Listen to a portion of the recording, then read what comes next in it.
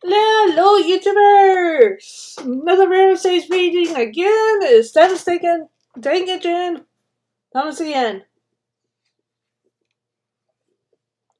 Thomas in the yard. Thomas the Tank Engine is very proud of his branch line. He thinks it's the most important part of the whole railway. As steel coaches, they are old and need new paint, but he loves them very much. He calls them Annie and Clarabelle. Annie can only take passengers, but Clarabelle can take passengers, luggage, and the guard. As they run backwards and forwards along the line, Thomas sings them little songs. And then Clarabelle sings too. When Thomas starts on the space station, he sings, "Oh, come along, we're late. Oh, come along, we're rather late." And the coaches sing, "We're coming along, we're coming along." They don't mind what Thomas says to them because they know he's trying to please the Fat Controller. And they know too, if Thomas is cross, he's not cross with them. He's cross with the engines on the main line, who have made him late. One day they had to wait for Henry's train. It was late. Thomas is getting crosser and crosser. How can I run my line properly if Henry's always late? He doesn't realize that the back control depends on me. And he whistled impatiently.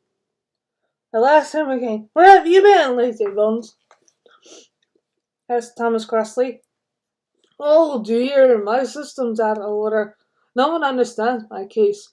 You don't know what I suffer," moaned Henry. "Rubbish," said Thomas. "You're too fat. You need exercise."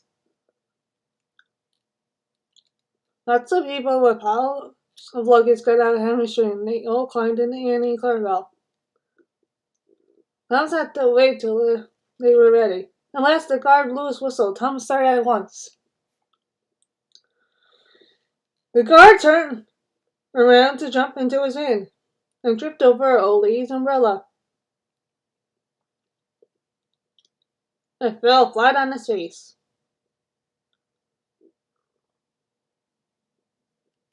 By the time he picked himself up, Thomas and Clarabelle was steaming out of the station.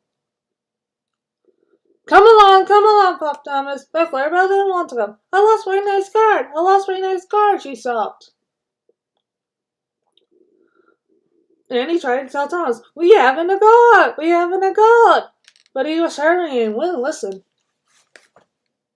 Oh, come along, he puffed impatiently. Annie and Clarabelle tried to put on their brakes, but they couldn't without the guard.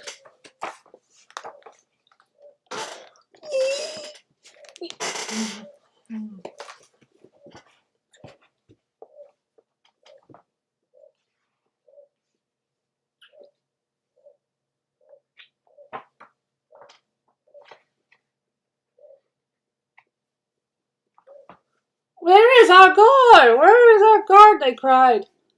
Thomas didn't stop till they came to a signal. "Bother that signal, Thomas. What's the matter?" "I don't know," said his driver. "The guard will tell us in a minute." They waited, but the guard didn't come. "Beep, beep, where is the guard?" whistled Thomas. "They left them behind," sobbed Annie and Clarabelle together. The driver fired and had just looked. And there was the guard running as fast as he could along the line, and his flags in one hand and his whistle in the other. Everyone cheered him. It was very hot, so he sat down and had a drink and told them all about it. "I'm very sorry, Mr. Guard," said Thomas. "It wasn't your fault, Thomas. It was the old lady's umbrella. Look, the signal's out. Let's make up for lost time." And Clarabelle was so pleased to have their guard again that they sang, "As hard as you like, to Thomas all the way." And they reached the end of the line quicker than ever before. "Thomas goes fishing! Yes! My favorite!" The whole time Thomas said. Thomas was first line at a station by a river. As he rumbled over the bridge, he would see people fishing. Sometimes they stood quietly by their lines. Sometimes they actually were jerking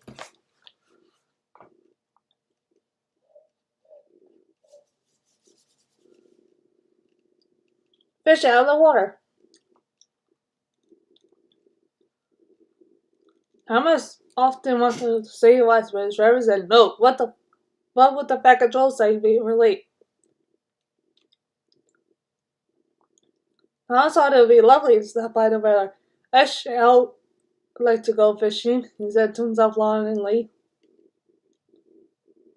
Every time he met another engine, he would say, I want to fish. The old answered,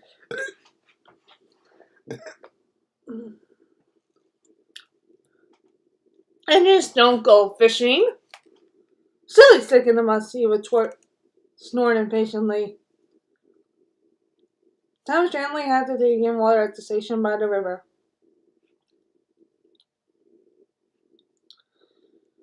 One day he stopped as usual, and the fireman put the pipe on the water tail in his tank. Then he turned to tap, but it was out of water and no water came. Bother, said Thomas. I'm thirsty. Never mind, said the sheriff. We'll get some water from the river. They found a bucket and a rope and went to the bridge.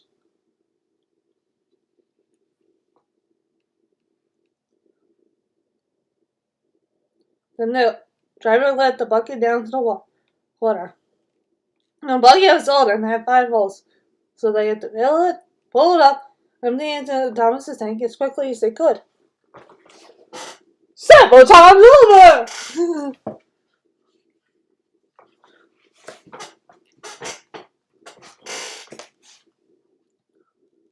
There's a hole in my bucket, dear Liza, sang the fireman. Never mind about Liza, said the driver. You empty the bucket before you spill the water all over me. They finished the last. That's good, puffed Thomas as he started, and the Inquirer Bell ran happily behind. They puffed along the valley and were in the tunnel when Thomas began to feel pain in his heart, while steam hissed from his feet throughout an alarming way. There's too much steam, said the driver. Let's try and open the tap in the feed pipe to let more water into the boiler, but none came. Oh dear, groaned Thomas. I'm going to burst! They tapped down the fire and struggled on. I got such a pain, Thomas hissed.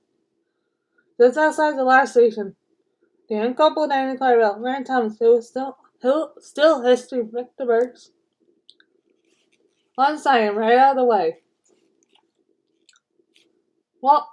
Then while the garden pulled for an engine inspector, the fireman was putting out the fire. And driver Lars notices in large letters that he hung Thomas's front and behind. Danger, keep away.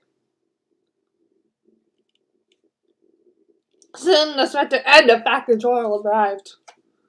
She read Thomas, they said, we'll soon put you right. And driver told him what had happened. So 3 firing blocks, said the inspector. I'll just look in the tanks. He climbed up, looked, and peered in, and then he came down. Excuse me, sir, he said to the Fat Control. Please look in the tank and tell me what you see. Certainly, Inspector. He clambered up, looked in, and nearly fell off in surprise. Inspector, he whispered. Can you see fish? Dun, dun, dun, dun, dun, dun. Goodness gracious me, said the Fat Controller. How did the fish get there, driver? Thomas's driver scratched his head. We must have fished them from the river.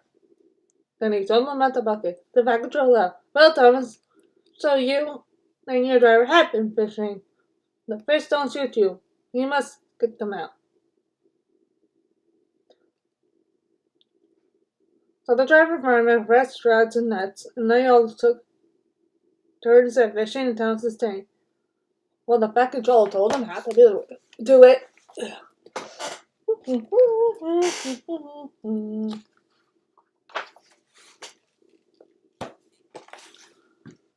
When they had caught all the fish, the station master gave them some potatoes. The driver borrowed the frying pan, and while the fireman made a fire beside the line and did the cooking. And they had a lot of picnics to breakfast and chips. That was good, said the back controller as he finished his share. This don't suit you. Thomas sung, you must do it again. No, sir, I won't, said Thomas sadly. And just don't go fishing. It's too uncomfortable. Thomas, Terence, and the snow. Autumn was changing the leaves from green to brown. The fields were changing from yellow stuff to brown earth. As Thomas puffed along, he heard the chug of a tractor at work. One day, stopping first and noticed a tractor close by. Hello, said the tractor. I'm Terence. I'm plowing. I'm Terence. I'm pulling the train. What ugly wheels you got? They're not ugly. They're Care Bears, said Terence. I can go anywhere. I don't need rails. I don't want to go anywhere, said Thomas huffily. I like my rails, thank you. Thomas often saw Thomas and Terence working.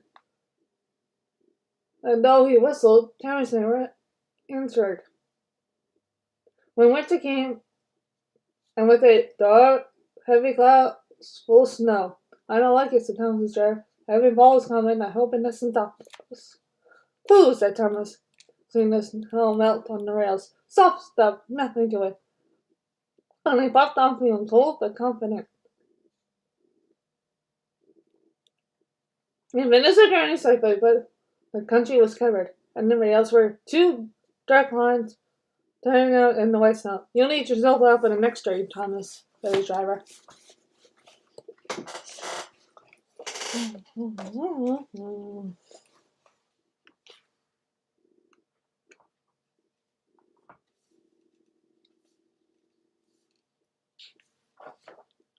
Pooh!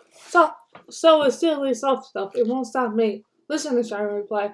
We are going to fix your snowplow on. And I want no nonsense, please. The snowplow was heavy and uncomfortable and made Thomas cross. Shook it, he banged it, and when they got back, it was so damaged the driver had to take it off. You're a very naughty engine today, driver. So he shut the shed door that night. Next morning, both driver and fireman came early. They worked hard to mend the snowplow, but they couldn't make it fit properly. It was time for the first train. Thomas was pleased. I shan't have to wear it. I shan't have to wear it. He puffed the hand and Glory Bell. I hope it's all right. I hope it's all right. They whispered anxiously to each other. The driver was anxious too. It's not bad here, he said to fireman, but it's sure to be deep in the valley.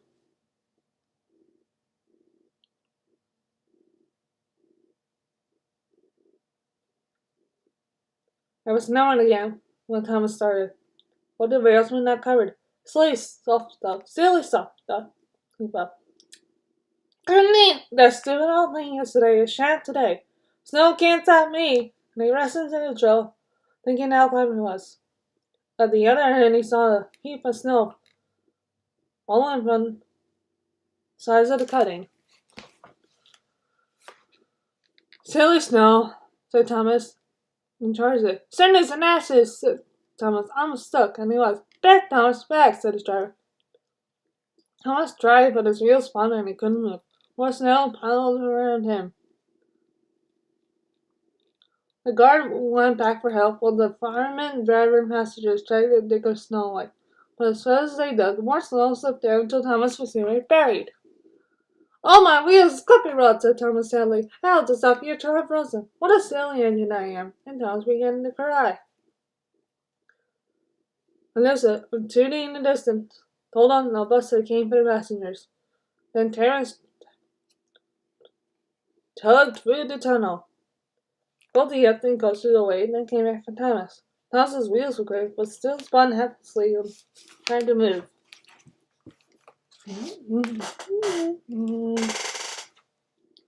Terence tugged and slipped and tugged. And at last he dragged Thomas into the tunnel. Thank you, Terence. Your characters are splendid, said Thomas faithfully. You'll be sensible now, Thomas, the driver said severely. I'll try, said Thomas as he puffed home.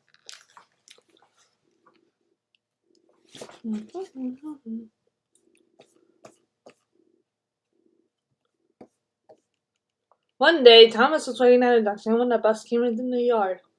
"Hello," said Thomas. "Who are you?" "I'm Bertie. Who are you?" "I'm Thomas. I run this line."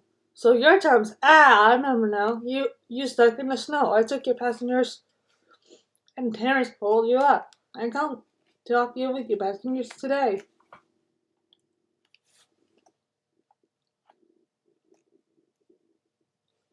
"Help me," said Thomas crossly, coming bluer than ever and laying up Steve. "I can go faster than you." "You can't."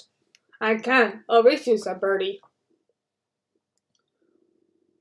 The drivers agreed. The station master said, "Are you ready? Go!" And they were off. Thomas could never go fast at first, and Bertie drew in front. Thomas was running the rail, but he did not hurry. "Why don't you go fast? Why don't you go fast?" called Danny Clark anxiously. "Wait and see," hissed Thomas. "It's a long way ahead, they wailed. But Thomas didn't mind, he never left a crossing. There was Bertie, being with the gates as they sailed gaily through. "Goodbye, Bertie," called Thomas.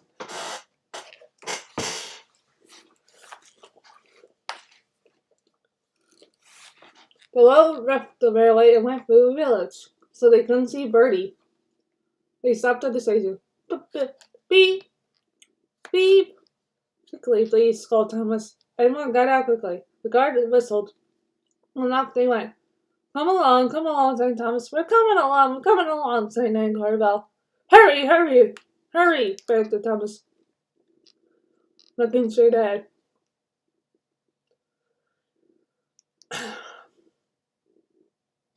Then he whistled shrilly in horror, for Bertie was crossing the bridge over the railway, tooting triumphantly on his horn. "Oh, dearie me," growled Thomas. "It's a long way in front, wailed Danny Clarabelle. "Steady, Thomas," said the driver. "We'll beat Bertie yet." "We'll beat Bertie yet," echoed Danny Clarabelle. We'll do it, panted Thomas wearily. "Oh, bother." There's the station. As he softly heard too. "Goodbye, Thomas. You must be tired. Sorry I can't stop. You buses have to work, you know. Goodbye." The next station was by the river. They got there quickly, but the signal was up. "Oh dear," thought Thomas. "We have lost." But he felt better after a drink. Then James left with a good strain. The signal dropped, showing the line was clear. "Hurrah, we're off! Hurrah, we're off!" Thomas pantingly.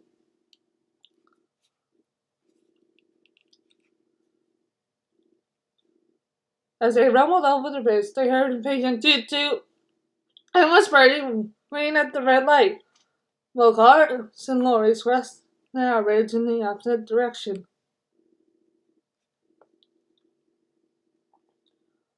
Road and railway ran up the valley side by side, a stream rumbled in between. Thomas had not crossed the bridge when Bertie saw with a whirl, and soon shot ahead. The steady passengers in train and bus cheated, shouting across the valley. Now Thomas reached full speed, and foot by foot, yard by yard, he gained until they were running level. Bertie tried hard, but Thomas was too fast. Slowly or surely he drew ahead, till whistling triumphantly plunged into the tunnel. Even Bertie took him far behind. I've done it! Panted Thomas in the tunnel. We've done hooray! Shouted the man car bell. Suddenly rallying, they whooshed out of the tunnel.